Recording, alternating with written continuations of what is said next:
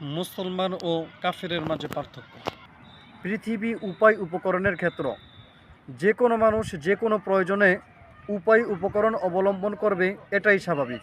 আর ইসলামও বৈধ উপায় উপকরণ অবলম্বনের অনুমতি দেয়।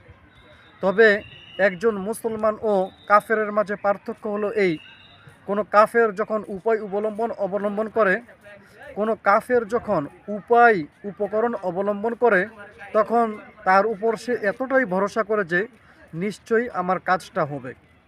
আর পক্ষান্তরে একজন মুসলমান যখন উপায় উপকরণ অবলম্বন করে, তখন তার বিশ্বাস থাকে আল্লাহর উপর, যে আল্লাহ যদি চান তাহলে আমার কাজটা হবে।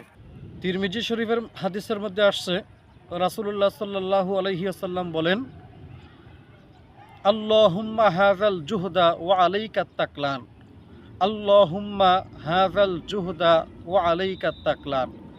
হে আল্লাহ, আমি আমার চেষ্টা করলাম, তুমি এটাকে পরিপূর্ণ করে দাও।